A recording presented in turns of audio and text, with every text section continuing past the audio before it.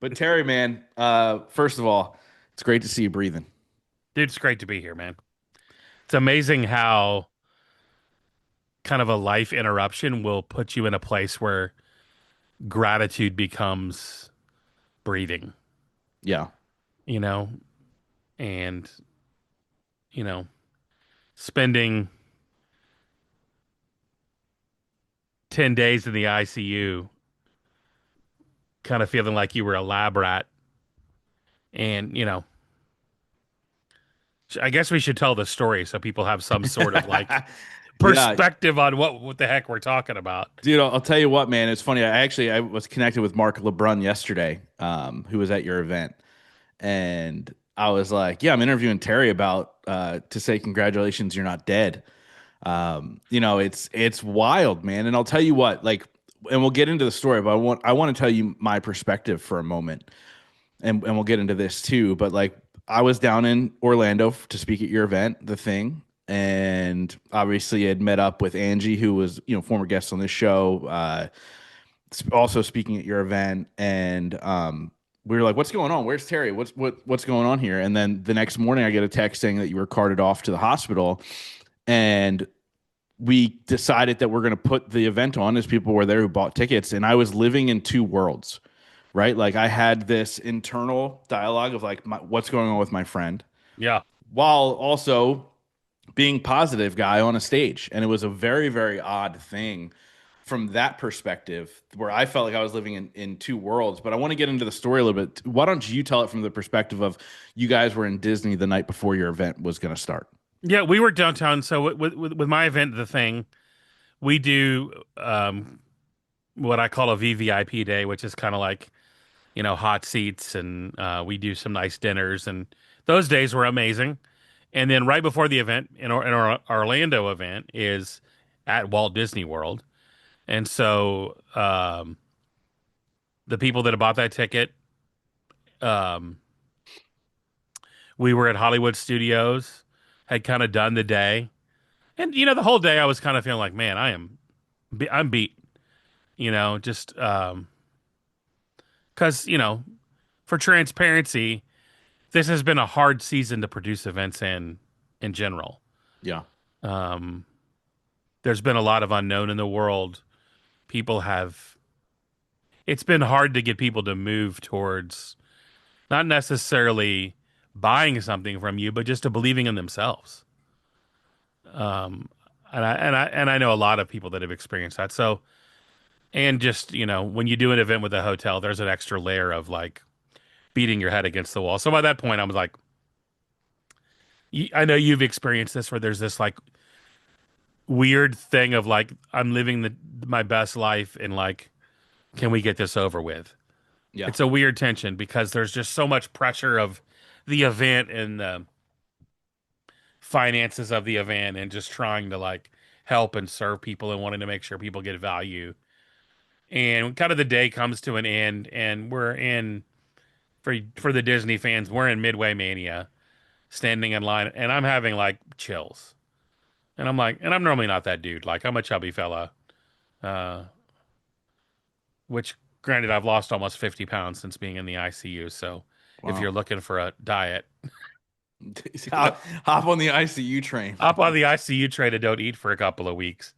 Um, so we're there, and I just think you know what I need a good night's sleep, and we really kind of struggle getting me out of the park. Leslie grabs a wheelchair and literally wheels me to the boats, and just I was done, and I was like, man, I just got to get a good night's sleep.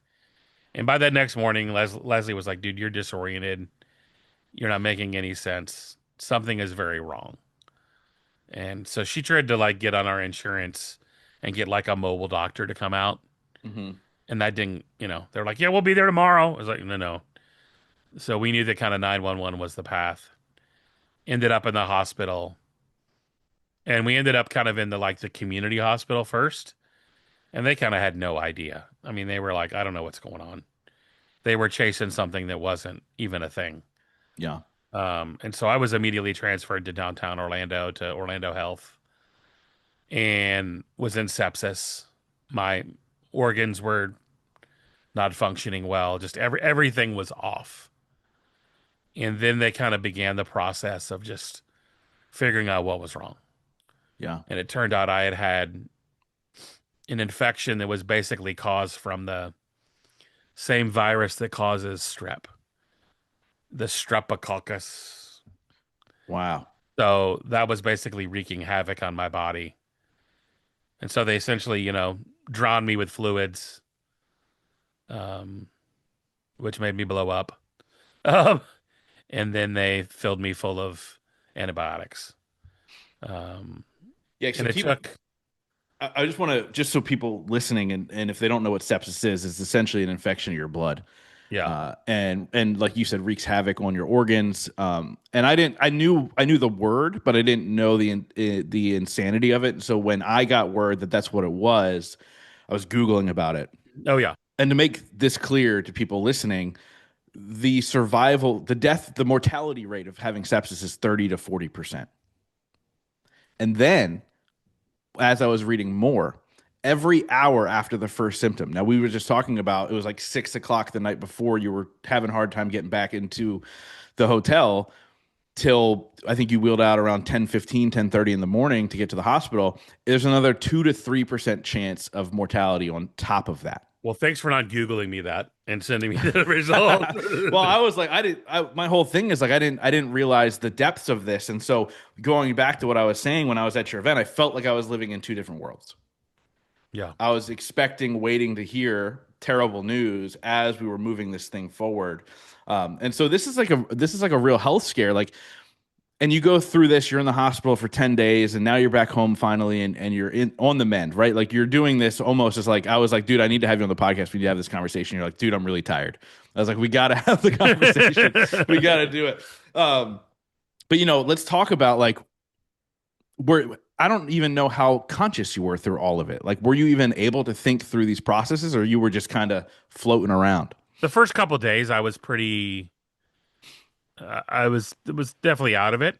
Um, we definitely had a little bumpy hospital stay where they kind of thought they had it, and they sent us to a step up unit or a step down, basically whatever's after ICU. Yeah, out of ICU, whatever that is. And so That they is. sent us to a room, and it was I don't want to give Orlando Health a bad rap here, but it definitely had some third world vibes, like you know the lights are flashing and the AC's not working, and so they're like, oh, and at one point they're like, hey, we have an option for you here.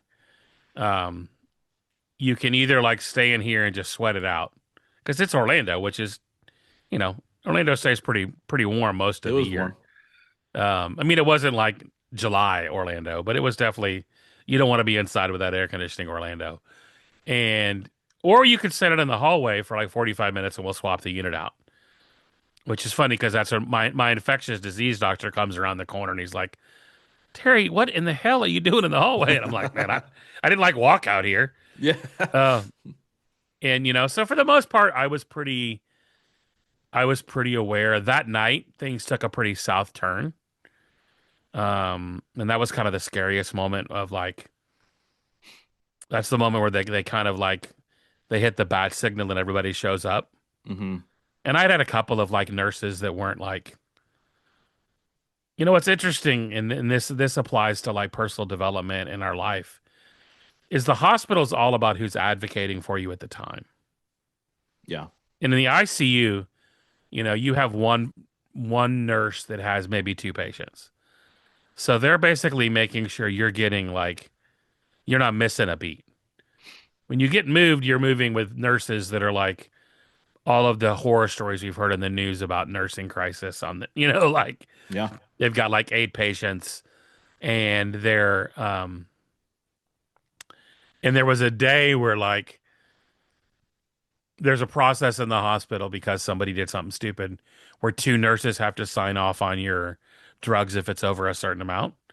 And so that wasn't happening. So I was going like 12 hours off of an antibiotic. And Mm. that night it got me. And I got pretty sick. And then doctor that came in to do rounds the next morning, she's like, you're in a bad way. This is life or death. We're going to help you through this. And so that was kind of the one moment. And that's when literally like all the doctors come in and like, they're hooking up cables and it kind of looked like, you're in the middle of a superhero movie and Bad Boy with a backpack, repels in and they're running cables and, running lines and, that was probably the scariest moment of the whole process for me. But there was also like this strange, like, feeling coming over me of just like these people have it. These are professionals, and because you definitely had a couple of moments. I think over the course of my hospital stay, I saw somewhere around 45 doctors, Wow. and out of those, like 42 of them were probably amazing, Yeah. and then there was a few that are like, wow, okay, like. Uh, but for the most part, you could just tell, that they were obviously. But there's a statement that you call you practice medicine. So medicine is not as much of a science as you want it to be. So there definitely felt like moments where it was like I was at the vet with my dog. Mm. It's like, bark if this hurts, Yeah. like Yeah. um but But it definitely, when you think about it from that standpoint, every case is so different, right? right. Like everybody who goes into that, it might be the same diagnosis, but it's a different body, it's a different person, it's a different everything, and how they react to certain drugs or Yeah. things that they put in, like you don't really know.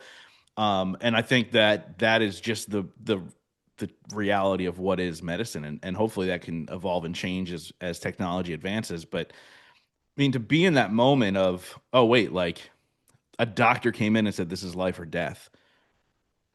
What did you think in that very moment? Because I couldn't imagine what I would think. Well, at that point I knew you guys were doing the event, Hmm. and I was already kind of sitting in this sense of like um if I get emotional, I apologize, but legacy is something we talk a lot about. And I felt like I was living through a bit of mine and watching it play out online and seeing what you guys were doing, you know, um, and seeing just what community really meant.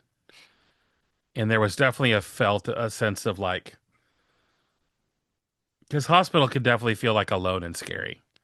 And Yeah. luckily, they were like, are you even, you're not from here. Why are all these people? And I had, people who are just people I know in Orlando, people who I've known for 30 years who randomly showed up at the hospital.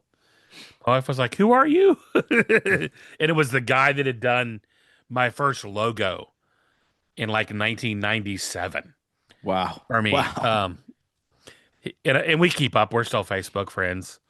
And he had been through a 6-week sepsis journey. And so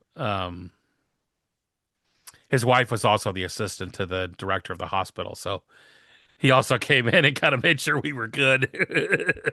Yeah. um, but yeah, man, I think there was just this sense of like, um,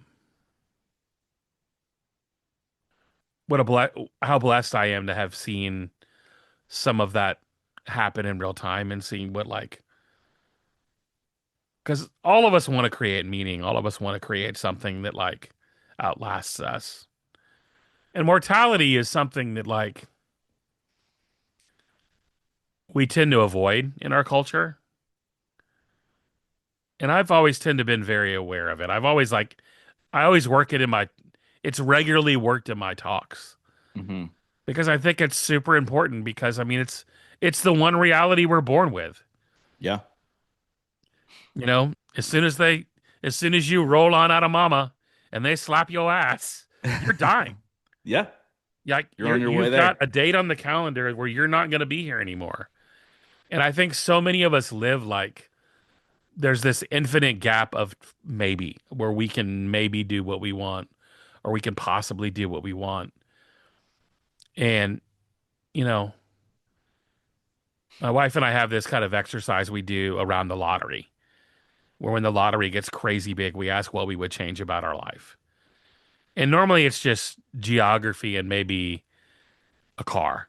You know, like very seldom is it like she probably wouldn't keep her job. But I don't know that I would do change that much of what I do. Yeah. Um, I might be a little picky, a little more picky about who I do it for. Um, but I don't know. And I think that there's a sense of like, I don't know.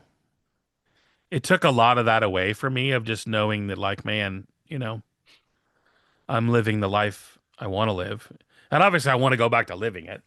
Yeah. Um, And that's but and that's the thing, right? Like there is a great joy in being able to sit and reflect and be like, wow, there's this legacy that I've built. But there, I think it's human nature also. I want to continue to build that. I want to continue yeah, to be a part of this whole thing and be around a long time and all those things. Like, what are some of the key takeaways that you're shifting into your life now after all this craziness? you know what's weird, dude, is some of the people around me are like we're freaking out about it because once they kind of got the drugs right and they were just kind of waiting for it to all settle, I was feeling pretty good.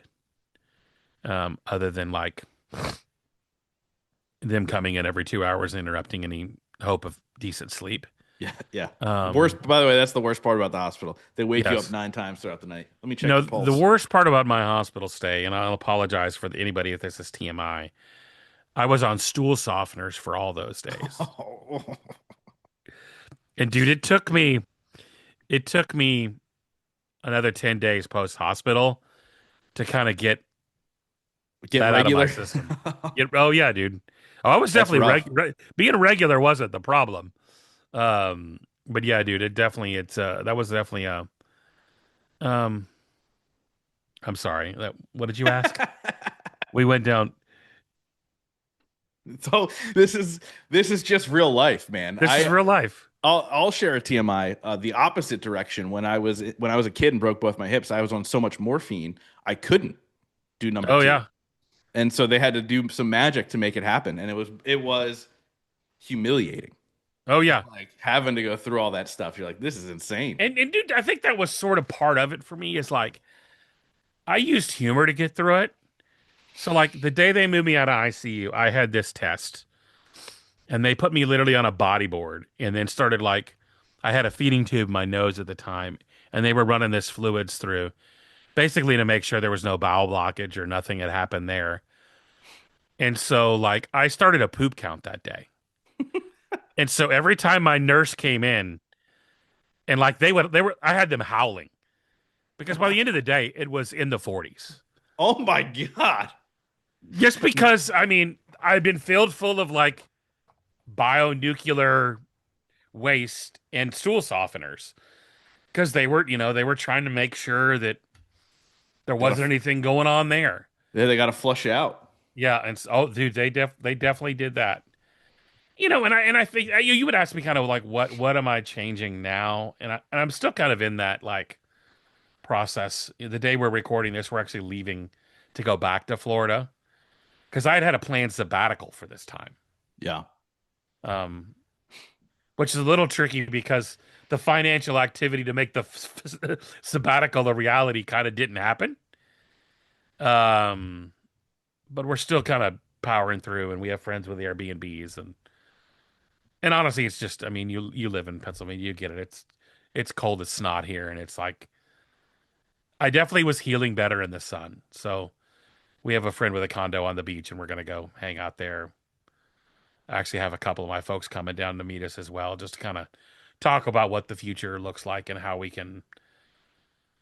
we how do we really take what happened and tell that story and amplify it and invite more people into the story. Yeah. Um, because if I've learned anything, dude, it's community is the most powerful force in the world. And, it's become a marketing term. And in the process of that, In-N-Out Burger has moved to Nashville, which is a big deal because In-N-Out's never, they were never outside of California for years. Yeah. And we went. And what's interesting about that, Leslie and I were just talking about this earlier about how so many people come to In-N-Out because In-N-Out's got a really good burger. Their fries are you either love them or hate them. If you hate them, it turns out you just hate potatoes because they're just potatoes. They literally pull the hammer, throw them in the fryer. Um, but as we were there, we went to one of the like because I need we needed something to do, and it was amazing the number of people that were there just because they had some story and connection to it. And I think community plus connection is going to be where our society is like going to go, Hmm. where there's so much, this is my business hack going on. I think it's the most underplayed thing people are using in their business right now because so much, oddly, this was kind of what my talk that I never gave. Um, which is fun because it's gonna sit bottled up and I'll give it in Nashville in June. Um, So you Nashville attendees, here's your talk. well, there's a little bit of it, but this idea that like we're living in a world where like you're not sure what's fake and what's real. There's a prompt and a picture for everything. And I think there's just this human longing right now for real, authentic connection. And it's not something that you can like put in a framework. I listened to I listened to a podcast, in fact, on the way down to Orlando, twice by a really big influencer in the goal space that my wife is into. And her whole deal is like she's trying to like figure out how she can systematize this. And I remember um, a quote that Mike Kim shared with me from John Lee Dumas of all people, um, that you have to scale the unscalable. Mm, And I think relationships and human connection and authenticity are really the keys to unlocking what's next. I think if you're a leader and you're looking to like unpack what's next, and I know that's what I'm asking myself is like, what does that look like for us, and how do we create more of it? yeah. Um, because what happened at the thing, dude, was magical. I mean, I left 10 minutes before the morning session was supposed to start, and my event happened. Now, granted, there were some hiccups, and I think there was a speaker or two that kind of didn't show up, Yeah, but but I mean that speaks to the some of the people that are in your community. I mean, a lot of people really stepped up, oh yeah, dude. and were able to kind of shift some things around and really made it flow really well, right? And like different feel for sure because you weren't a part of it, and at the end of the day, it is your event. Um, and then the craziness that happened during, right? Like we haven't even touched on the fact that you're in the hospital, and then Mike Bone, as people know him as, uh, has a heart attack at the Literally event. gets off the stage about 26 hours after I had been to the hospital, goes to the same hospital that I literally just left, um, has a heart attack. And I hate to get like into this, but I do think we're in a season of like hope is under attack right now. I think there's this spiritual warfare that's happening in our community and our culture against people that are bearers of hope. Um, and I think it's spiritual. I think it's um, if you turn on the news, it only takes about 30 seconds to want to turn it off. Yeah, I haven't turned on the news in 15 years, so Yeah, yeah, it's just not my jam. But and what's wild is, when you're in the middle of this, there are about four. There are four of us yeah. that I would say kind of made sure things flowed. And I remember when Mike was like, "I don't know if I'm having a heart attack or not." We called 911. They come in, and then the management of the hotel. I don't know if you know this. The management of the hotel comes up, and I'm waiting. I'm literally waiting for the stretcher. So I'm standing outside of the room that Mike was in because I got to make sure they know where to go. And the management comes up and they're like, "Oh, is this the guy who is something going on with the guy who runs the event again?" I go, "No, this is somebody else." Like they almost fell over. They were not experiencing anything like this before, and it was just the craziest thing. But again, to see everything flow. I mean, Ryan was an absolute rock star throughout the whole entire thing, and his wife really stepped up, and it was really cool to see that community, and really kind of made me go because Angie said to me as we were trying to figure out are we going to do this or not. Angie said to me, Justin, if this happened to you with your event, would you want your event to go on? Um, and I had paused, right? Because there it is an interesting thing. Like I Yeah. love my event. I love being a part of it. I love being there. Would I want it to go on? And ultimately the answer is yes, right? Because like you said, that is legacy. Yeah. And it's Yeah. such a And fascinating thing to think about to see that continue to go on without you being present there. But the good news is you're here and you're going to be there for future ones, making sure we take care of the health and get everything in shape. yeah, I mean, it's just one of those things. And that's the other thing is they have no idea how long I was carrying that around. Yeah. Like, it could have been months. Um, there's probably I could probably make a case for why I think it had been around a long time if I wanted to. Um, and I think some of that is like, I think we tend to put our head down and just plow and not necessarily think about, because, I know you and I do very similar work, and like we've had even someone you recommended to come and speak at the event, like is in the weeds of like family dealing with cancer and all of this stuff. And it's like, as a leader, you kind of bear some of that. Like you hold space for that. Like we we bear some of that burden. And like, I think it's very much like it's definitely a it's definitely something that we tend to forget ourselves in that process of like, hey man, let's make sure we're good. Yeah. Um, Yeah, I know, and I'm glad you said that because as I think about, I just earlier was thinking about like the mastermind that I run, and you run one as well, and when you think about what these individuals go through, and a lot of what they go through, they throw through us, right? hmm Like hey, let's talk about this, and I think about with my mastermind, we've had divorces, we've had heartbreak, we've had sickness, we've had financial woes, we've had bad relationships that we needed to heal, we've had people having babies. There's a lot that you kind of carry and I know for me, my wife's really big on what's your word for the year. Like pick a word Yeah. for the year. And so mine is healthy. That means healthy body, healthy mind, healthy relationships. Making sure that I am doubling down on taking care of myself because I didn't this year. The reality is I just didn't.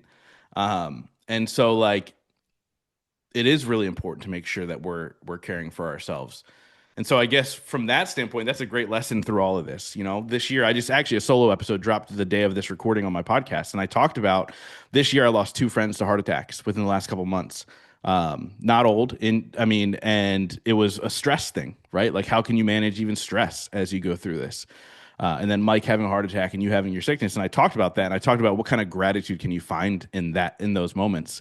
So, what is your gratitude after going through all of this? Just grateful for just how community has felt like a big hug for us. It's just, now granted, one of the things we're kind of learning is like it's a much longer process than anybody expects it to be. So, we definitely still have some things we need help with and we need to figure it out, and that's kind of part of it, right? Like, and um but I'm definitely grateful for, from our buddy Ian, who, flew back to Florida to drive the car we had with us. Because when we left for Orlando, we were still in the middle of the government shutdown.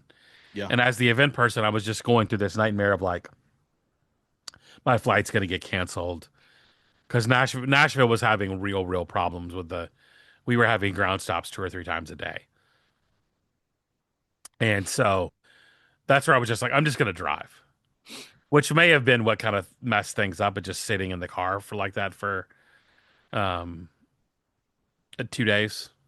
Um, I mean, you could do it in a day, but we did it in two. Yeah, But we I would definitely, break it up too. That's too much time in a car for me. yeah, that's what's it's funny, man. The things that you tolerate when you're in your like 20s, it's like an 18-hour car ride in your 20s sounds like now I'm kind of like anything over 3 hours, I think I'll fly.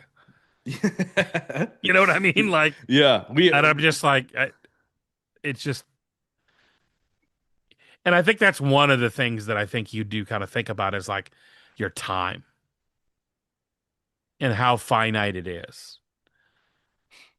And if that was it, what do I need to trim out to not?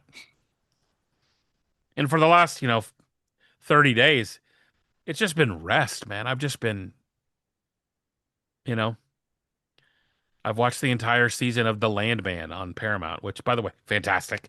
I've never even heard Like of it. it's a TV show with Billy Bob Thornton where he goes and like runs the oil business. It's the most ridiculous. It reminds me of like the Dallas felt like, and then if you were a kid that grew up in the '90s and your family watched Dallas, it was crazy like that.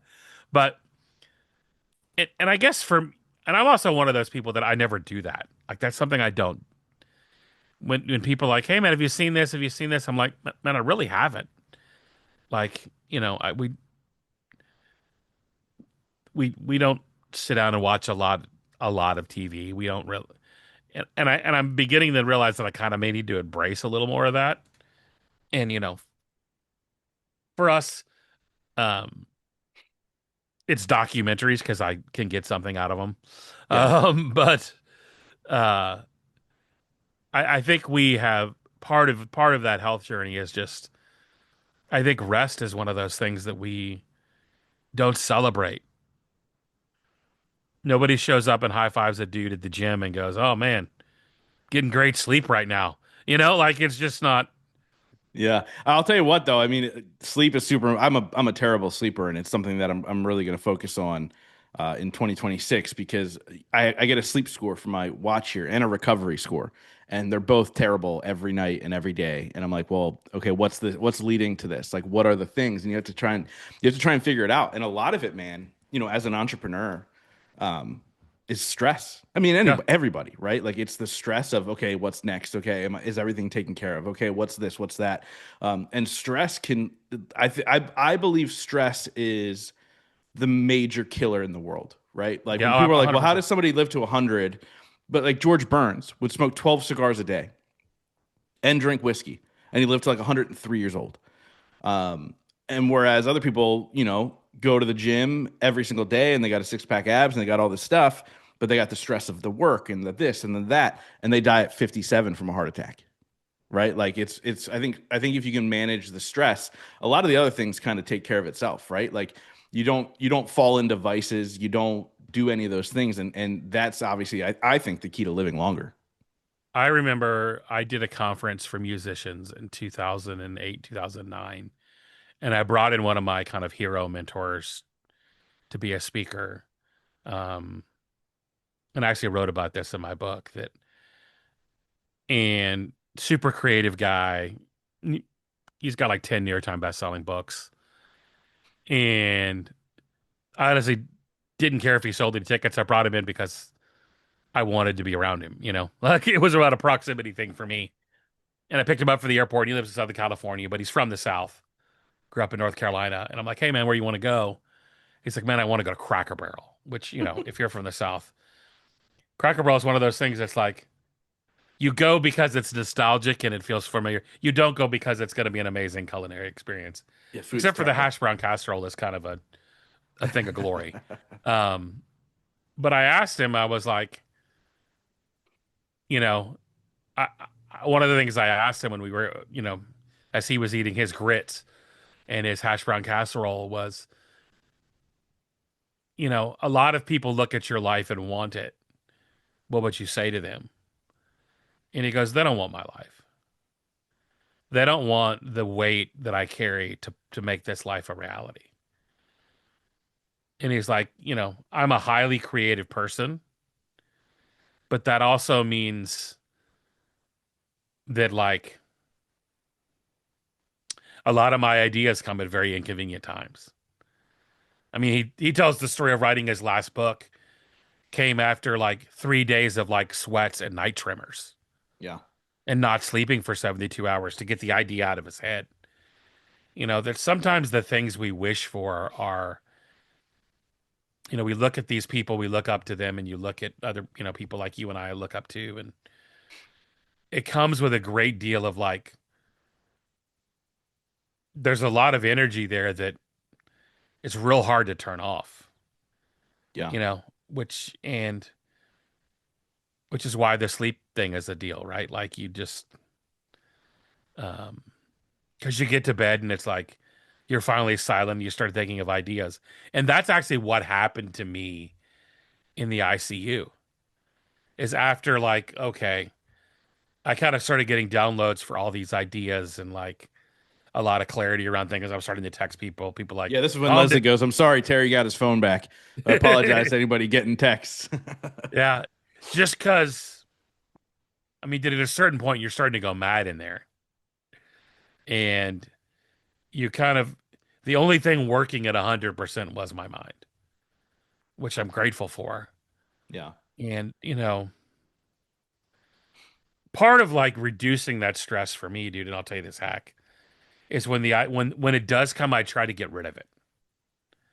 I try to put it somewhere where I can come back to it later. And I think sometimes we carry things a lot and we're like, we go to bed with it. And I'd rather stay up another 45 minutes, type it up, get it captured, or do a voice memo or something, just so there's not, because open loops are my worst nightmare. I don't know about you. I'm an Yeah, ADD they're kid. terrible. So, like, if I go to bed with an open loop, the chances of me sleeping are zero. Um, Yeah, I think for it's funny for me, it's always that time you wake up at like 3 in the morning oh yeah, and your brain just starts going. And sometimes it's firing on worry for something you would have never worried about in the middle of the day. So all yeah, you're oh yeah, worrying about is 3 in the morning. And then I'm like, I just gotta get back to sleep. So I'm like, can't do anything about that right now. It's 3 in the morning. You can't do anything you about can't. that right now. Finally, you fall back asleep, and then you wake up in the morning and you're like, why the hell? Why Why does was that that even even? a thing? That's not even real life. Right? Like the mind is so wild when you think about what it feeds us, right? And it's really Yeah, about how can we control those thoughts. I just had Sarah Centrella back on the podcast. So you guys both spoke at my event in 2019, and she was talking about like we have 60 to 80,000 thoughts a day. The reality is most of them are negative, right. whether it's about ourselves or about the world or about about somebody we don't like. We all got those. But the reality is like how can you turn that off or combat that the best you can? Well, I also think it's like, what are you giving space to? Mm, What are you allowing to? We talk a lot about mindset, but it's also sort of about like who gets who gets that right, like and I think a lot of times we look at our lives and we go, man, if we could just have this or be like this. And there's a certain sense of like, I turned 50 this year. And there's a certain sense of like, I don't know if it's like you're ready to wear black socks with sandals or whatever, like, but like there's a certain sense of like, you just don't care anymore. yeah, And I think the more we just kind of don't care about what other people think and the more freedom we have. yeah, Um, you know, and I think so much of like, for me, a lot of it was getting through this has been just, I'm literally rolling. They're, trying to get me up and moving around, and I'm wearing two capes because you got your hospital gown, and you don't want to give an extra show to the people of the hall. yeah. Charge And extra for so, that. huh? We charge extra for You that. would charge extra for that, and we're I'm sitting here, like I look like Carl Fredrickson with a Wogger going down the hallway at the hospital, and it's just like I just the guys walk with me, and I just had to stop and laugh for a minute. I was like, this is hilarious, you know. But and I think that there's this sense of like we take the wrong things too seriously. We get so caught up on stuff that doesn't matter. And so if you ask like what's the one thing you're gonna do differently going forward, I think it's really be more aware of what really matters and what really doesn't. Mm, yeah. And, you know, how much a gift it is to be alive. You know, we wake up every day and take for granted that we're going to wake up the next morning. Um, there's a popular Disney influencer named Adam the Woo. I didn't know who he was, but I've seen all the stuff that he passed Oh away. yeah, and everybody like what's really been interesting about this is there's this guy's Disney influencer. He's a vlogger. He was one of the first to kind of do it. Um, kind of a weird was kind of a weird dude, but also kind of had like this like I'm gonna do whatever I want to do energy about his life and traveled and he lived in Celebration, Florida, which was kind of Disney's Mayberry right there next door, Disney World. Um, but it was interesting to watch, and I even wrote a post about this that how much of like an outpouring there was for him in his um, death. I mean, people coming out of the woodwork, celebrities, you know, legitimate like comedians who are like, yeah, I watch this guy every day. It's how I have I watch Adam the Woo's vlog and have my cereal. And I think we tend to forget the gratitude for the people that are around us, Yeah. you know, and as you guys were taking care of the event and you know, um one of the things I saw because I didn't remember it was Angie had like a reel that she posted of like me rolling out on a stretcher. And I was like, I didn't have that memory. And like, you know, the next thing she posted the picture of the six of you and you know, you and Alex and Debbie and Ryan and Ian and Mike, who were all kind of spearheading the event to push it forward. And I just had this sense of like gratitude, you know, of just like, man, thank God these people are in my life. And Daryl Stinson, who's one of my favorite humans who was there to speak at the event, I texted him and we live literally 12 minutes from each other. And I'm like, dude, it's crazy you had to come, you know, get on a plane to come to Orlando to be a part of my event for us to not even be in the same room. And he stopped me. He was like, bro, wait a minute now. You know, you were in that room. He's like, you might have been the largest presence in that room Mm. in your absence. And that's leadership. And, you know, I've always said, dude, that the thing is not my event, it's theirs. And I really do feel like that it's the moment that everybody's light bulb kind of went off and said, oh, that's really your vision, isn't it? Like, this isn't, because events are weird, dude. They're just they're weird. You stand up and everybody's like, people want to take pictures with you because it's your event, and it's like, you know, you're super proud of putting it on, but you're also it's exhausting, and you're second guessing your life decisions for doing it again. I know you and I have had this conversation Yeah, multiple I took a times. 3 year hiatus. Yeah, and Or two, I guess 2 year hiatus. Third year it came back after I said I would never do it again. But there's something about, like you said, it's the community. It's not about people wanting to take a photo because it's my event or even speaking. Like my in 2019, I didn't even speak at my event. Like I wasn't even I was an MC essentially of my own event. I yeah, didn't give a talk. Um, and then I spoke because people were like, "Hey, we want you to speak," and I was like, "Okay, fine." And I'm not sure if I'm going to speak actually this upcoming one. I'm unsure of what that'll look like because it's not about me. It's what I see that happens afterwards, right? Like Angie came to my event back in April, the woman we were just talking about, uh, and she for weeks and weeks and weeks after my event for on her podcast for people she met at my event. And I'm just like in my mind, I go, that is so cool. That is yeah. so cool to see that connection.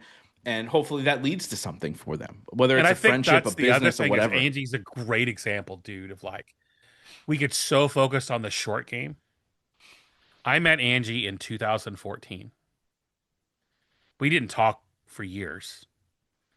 we still connected with each other, and I think Diana had connected with her over something and was like, Yeah, they're in the same space. yeah, and like you guys should, you should, Diana was like, you should be coming to the thing, you should be a part of this, and Angie came, and I think you actually met Angie. In the You kind five of seconds stuck. that I was in the back of the You room were of in the the back of thing. the room for a session, um, and I, that's a 12, 13 year relationship, that like is, and the same thing. I mean, if you took Thing People and Growth Now people off of her podcast this year, I'm not sure she would have had anybody on her show. Yeah. It and like, and I think that's also the power of, that's why events matter, right? Like that's why, because people get together and realize, man, we could do something, we could collaborate. And I had a mentor that told me like, you need to make sure at your event that you're the solution to every problem. I'm like, dude, that is not my vision. That's a good sales strategy, but I can't sustain that. Yeah. I can't serve hundreds of people at a high level. There's not the mental, there's not the spiritual. I don't have the heart space. Yeah. Um, Well, the reality is you can't serve that many people at a high level. That's why when somebody's reach is so big, everything they do is surface level, right. right? They don't go very deep, but they go very very wide, and they serve at a surface level, which there's a time and a place for that. And then when you find the person that can serve you on that deep level, where whether it's somebody like you or somebody who's specific in their niches and all those things, like that's where that fits in. Um, and the reality is like we need more people that are willing to serve at that deep level because what we talked about earlier, man, it's a drain at times.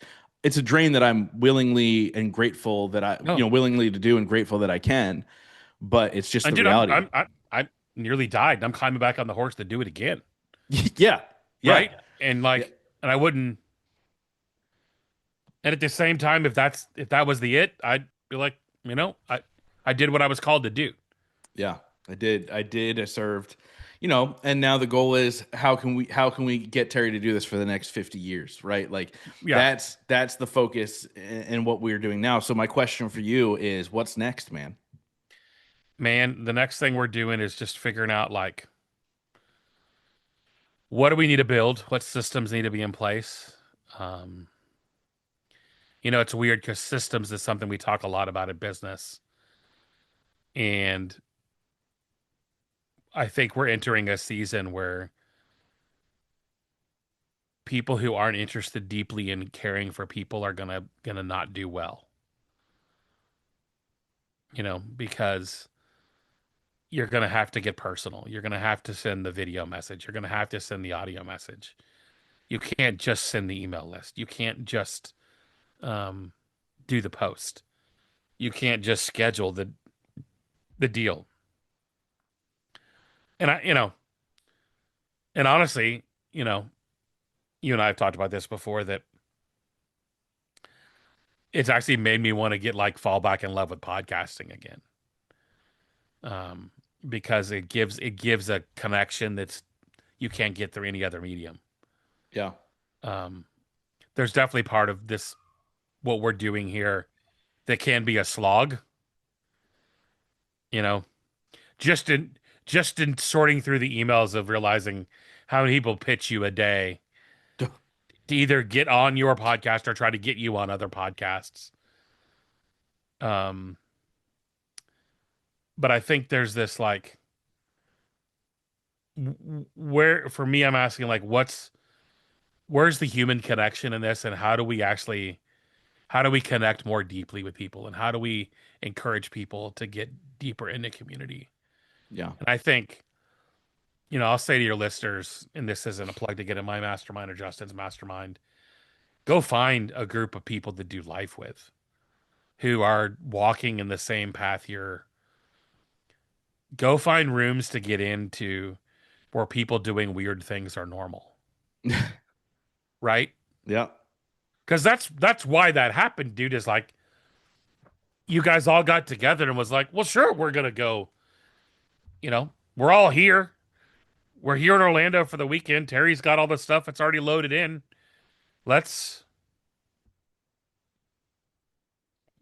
Are we gonna go sit The by the biggest pool? hurdle was them figuring out your passwords. How do you get in? How do you get into this thing so you could have the slides? I mean, I was honestly, man, from my perspective, I was just so blown away from the standpoint of like the individuals who really were just like, I'm going to do every single thing possible to make sure this is going to flow and we're going to serve the people that are here. And it was really great to see, dude. And so kudos to you from that standpoint of Oh, dude, building and that like community. Ryan and his wife Debbie. Yeah. Debbie's another one. Like at the thing last year, she was still battling breast cancer. Mm, And so like life is hard, and like we're all entering the age where like hard things and hard phone calls and difficult text are kind of a part of our lives now. yeah. You remember as a kid, like when you'd watch like In Memorandum on the Grammys or the Oscars, and you're like, who the heck are these people? Yes, Right? yeah. Yeah. And It's now now our you watch people. it, it's like, oh, Pee Wee Herman. Oh, I knew that guy. Like I watched that as, like Yep. these are people that I knew and like had connection with and like, oh, you Yeah, know, I have a friend who is older. He's in his 70s. His name's Rick Wolf. He's been on the podcast. He's written a book. Really, really great guy. Um, and I every once in a while locally here, I'll send out an invite to a couple buddies who I knew smoke cigars, and they're all pretty much all in the entrepreneur space or have an entrepreneurial type of mindset. And we have really great conversation, and we sit around for 2 hours, 3 hours, and smoke cigars and have conversation. And we were talking about Rick was shared with us that his fraternity that he gets together with, they meet up every once a year, right? The fraternity from college. And he showed us a picture and it was really cool. And he's like, every year we lose somebody. So every year the group gets smaller. And I was like, it's really wild to think about the seasons that we're in. Like I'm now in the season of like my friend's parents passing hmm or getting really ill, and it's terrible. And not only that, like I said, like I have two friends this year who passed away in their early 50s from heart attacks. And so like these aren't things that happen in your 20s and 30s, and now it's 40s and 50s, and it's like, okay, we're in a different season, right? It's a little bit heavier. And so how can we manage to keep our spirits up and move forward? And I think that's such a great point to talk about because it is finding that gratitude in those little grains. Where's the gratitude even in this terrible moment, you know? yeah. And who are the people that are going to help you find it maybe when you can't find it? Yeah. Because there are times that we get ourselves like deep in a, you know, in a situation and we need people to pull us out of the muck. And um, I'm grateful that I wasn't alone in that situation, dude. Like that I had people to call on. And it wasn't even a question. Like the people's names that we've mentioned, the Debbie, the Ryan, the Ian, Diana, all of these people, like it was a hell yes. It was Yeah. a like, yeah, of course we are. Um, Now, interestingly enough, there have been people who I've been expecting to hear from that I've heard nothing but crickets about, Mm. you know, and there have been people who were on it like breathing, like Chuck Pasalmo, our boy, firing text off like, "Man, are you okay?" Like Yeah. he's like, "We need you here," like and like, um, I think that we underestimate the power of encouragement to each other, and we underestimate the power of just checking in. Yeah. I annoy the hell out of Justin when I call him on the phone because I do a thing that I do when I'm in the car that if I haven't talked or heard from someone in a while, I pick up the phone and just start calling people because I'm in the car. I've got 30 or 40 minutes to go drive somewhere. And I think we've lost the culture of and if you have friends like Justin, you're going to have to just text them. We've lost the culture of just like genuinely checking in on people and going, "Man, you good? Are you okay? How's your family? Are Yeah. you are you guys are you guys?" Because we have this sense of like we see your life unfold. I see you going to the shore for the holidays, and I see a picture of you with your family and Chris around the Christmas tree, but I don't necessarily know what's really happening in your Hmm. life. And I think social media has robbed us from the need to like check in on people. Yeah. Um, I got a Christmas card this year that updated us on the people's family, and I was like, "This is the first time in 20 years that I've seen something like that." Remember, I remember these families that like when I was a kid, these oh, you see the families would write, newsletter? yeah, they'd send Yeah, out a newsletter like, "Oh, Sam graduated from the fourth grade. He's really smart." And I remember thinking like, I "Ah, remember who, those. get out of here." We still have a couple of friends that still send those out. Yeah, it's wild, dude. But I want to ask you a question that I ask every single person on the show, and I don't know if I asked it. I don't know if I asked this question the last time you were on. I don't know if it's started yet, but it's a two-part question. The first part is, what is your definition of success? And maybe it's changed after this. And the second piece is, what are three things you're going to do every single day to ensure that success for yourself? Dude, I think the definition of success for me is less about putting something specific there and more about realizing that I have the ability to define it. Mm, Because so much of how we view success in our culture is by some other definition that somebody else has handed out, and so that's not necessarily a goal you can put on the calendar or like a growth matrix, like, oh yeah, this happened and I can see where this happened.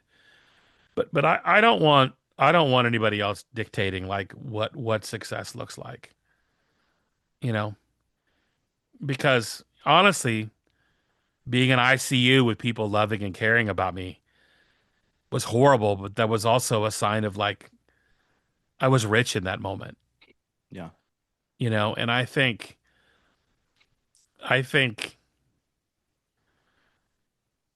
the things that I'm going to do to continue to move towards my version of what success looks like and I'm probably still in the process of redefining that, to be honest with you. Um, but it still always comes down to um, time freedom and the ability to say yes, even when it doesn't make sense. Mm, You know, there's a lot of things that I do. I don't make, I think maybe the biggest thing is like that the business doesn't have to be what drives the definition of success. yeah. Because I think a lot of times we get so caught up in the profit and loss and the did this make sense? And there's so much, you know, did the thing event make sense financially? No, it's still actually a little short.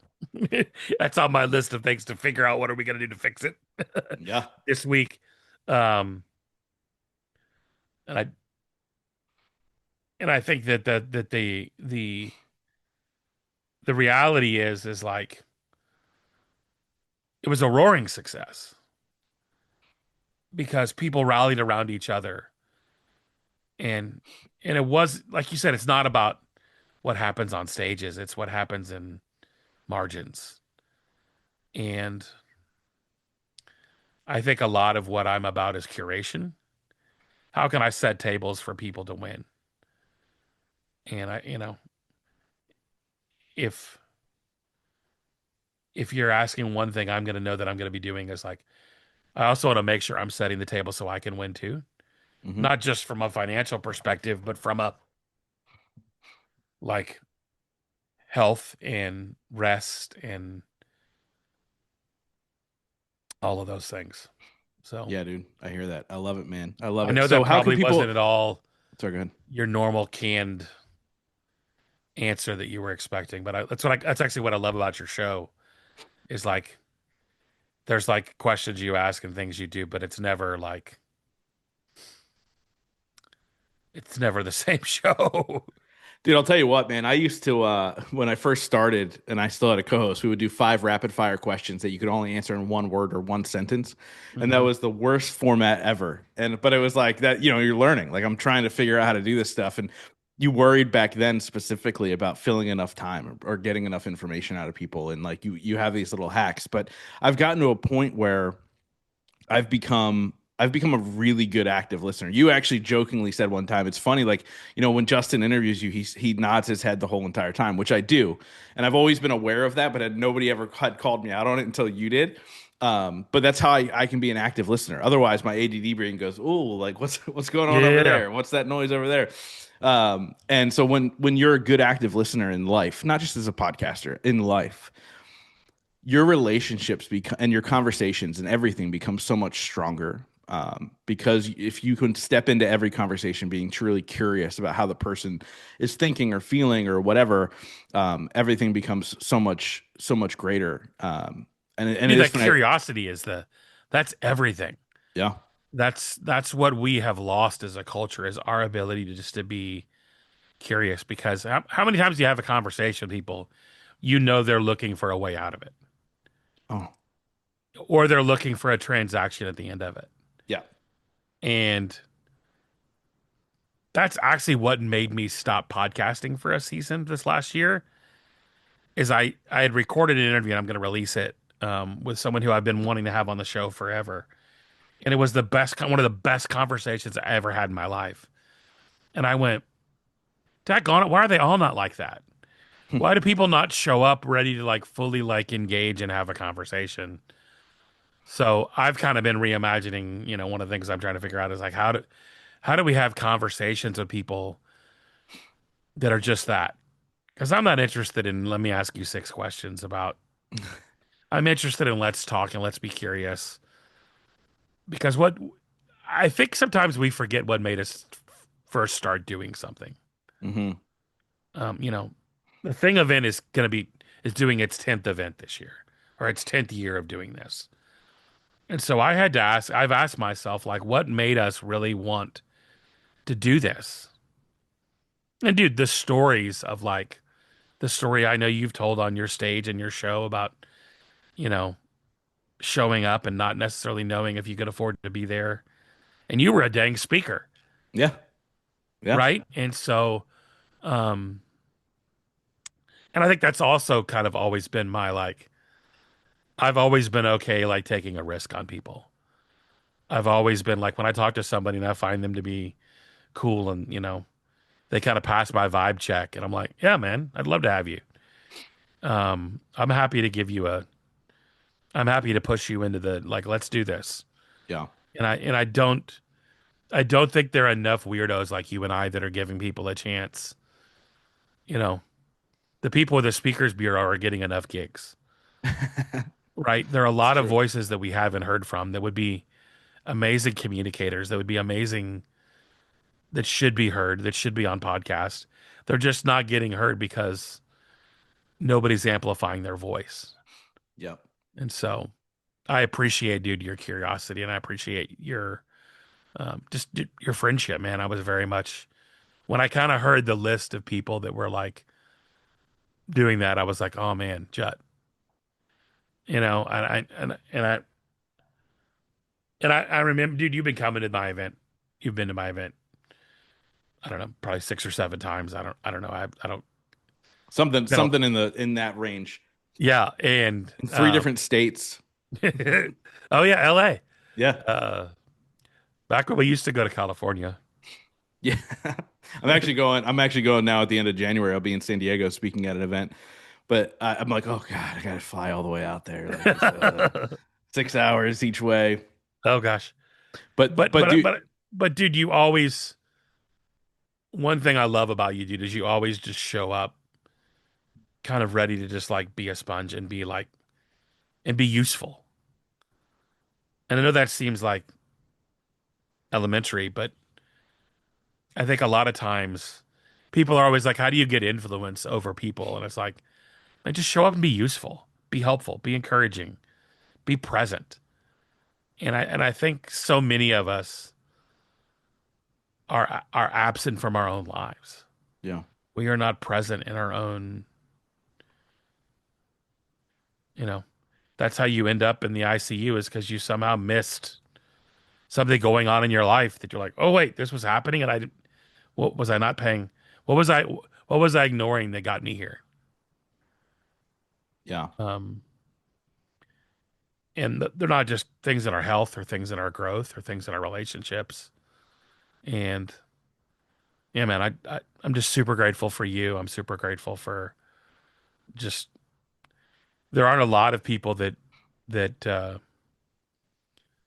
that go that go of the long distance with you. You know, there are a lot of people that show up in a season and bounce. They come and kind of look at you like a vacuum, but you're definitely someone who I consider not just someone in biz, but a genuine friend who's been like, you know, been at your wedding and we've been around each other at our events and just celebrating each other's wins too. You know, Yeah. I Yeah. remember I remember sitting in that bar with you and Fabio and Coach K and and just the gratitude of like, man, you did it. Like you did your first, like, and how proud you were of like, that might have been the highlight of your event, just knowing you got some of your favorite people together, Yeah. you That know? was without a doubt. That was that moment. It was like 1:30 in the morning. I'm like, Yeah. I need to go to bed. Like, what's going on? But it was like that moment of those individuals and Albie Manza was there too. We both use that picture all the time because it's one of my favorite moments because it's like, oh man, we all should have been in bed, Yeah. but it Yeah. was also, we were also super grateful for like what brought us to that place. And I think I pretty much got out of the hospital on Thanksgiving. Yeah. So Thanksgiving gratitude definitely hit different this year. And being grateful for the people that have been standing by me and beside me. And, you know, Dan Miller, who is going to get a podcast lifetime achievement award at Podfest. Yeah. I remember him telling me a story one time about how we spend our entire lives thinking about the 5 or 6 people that'll carry our casket when we leave the earth. And we don't spend any time thinking about who's going to carry us while we're here. Mm. Um, and he always tells that great quote about the art of living. I don't know if you've heard this. The quote. I've got it hanging up in my bonus room. But the man that's living in the art of living, you don't know any difference between his business and his pleasure because he's always just living. Mm. And um, I think we underestimate the value of like deep relationships because so much of our life is like we're chasing transaction and opportunity and you know the next ring up the ladder, that we forget the value of like those people that do carry us while we're here. And so I've thought about that, and I've thought about the fact that Dan's not with us anymore and how quickly he went. Yeah. Um, and I think I don't quite have my word of the year. It'll probably be something like persevere or pursue or forward or one of those kind of words. Just because I'm definitely, there's definitely a sense of like we hit a wall. Now what do we do? You know, Yeah. Yeah. how do we how do we go forward like in a way that like doesn't kill you? Mm. Like Yeah, and let's put that on the bucket list for the next 50. right. But dude, how do people get a hold of you? How do they get information for your events? What's all the good stuff? TerryWeaver.com, thething.live takes you to all the events we have going on. We're actually going to go to a few cities, do a couple of 1 day events. We're just still trying to figure that part out right now. Love it, Um, man. just because So, I've realized, dude, people want connection and people want offline. And some people will never get in a car and go to an event or get on a plane that's outside of their area. And so until they see what's possible. yeah. Well, that's And what I'll tell you what, man, that's what Podfest ended up doing. So, seeing how numbers were dwindling, they started doing what they do a pod tour every year now, where they fly all over the country and they do these little meetups. yeah, And then they get them to lock in for Orlando. So even the big events, it's a different ball game. So it'll be interesting to see how that plays out. But I want to wrap up this interview with the question that I asked every single person. Let's see if the answer's changed. Terry, in your life, what has been your biggest moment of growth? and I think it's always been about. I had a moment, and I don't know if I shared this moment. Well, it was a pretty life defining moment. I grew up in a broken home, and my mom was on her fourth husband, had just had And she had just gotten back from a trip with my little brother who had just been born. And her husband at the time, husband number four, had pushed me down the stairs. And I kind of had a moment of like, in that moment where I had to decide, like, who was I going to be and what was I going to do? And who obviously had a very, at that point, skewed version of what father meant. And so for me, realigning was that, that I had a heavenly father, that I had a God that loved me. And knowing that I had in that moment that I had a purpose and that I had a chance to make a difference. And I had a decision to make. Was my story going to be what helped other people heal and power through, or was my story going to be what I used to give myself an excuse of why I can't move forward? Mm, I Yeah. love it. I And I don't know that I've think ever articulated it that way, but I love how you did. And we did talk about that in the first time I ever interviewed you. So, guys, go back and listen to that one. We were both in much different places in our lives. And I think it'll be interesting to see the growth through it all. Because that was probably 7 or 8 years ago, which is kind of wild to think about how much time has passed. because I, I I would, remember listening to the highlights of that episode at the first thing LA, which would have been like 2018, I think. yeah, I think Or was it 18 or 19. I think the interview was 18, if I'm doing the yeah, math right. I yeah, don't know. I think it I was usually 18. look, and I should have. I think it was Uh, 2018. It's been a minute. it has been a minute for sure, dude. But Terry, I want to thank you, man, for your friendship and your your trust and the fact that you believed in me. And although I was having small speaking engagements, it gave me an opportunity to say, you know what, I do belong. And I appreciate that from you. It means the world knowing that you always show up. You do make that phone call and leave me a voicemail and say, I knew you weren't going to answer. But just wanted to say hello. And dude, I appreciate you, man. I appreciate you, dude.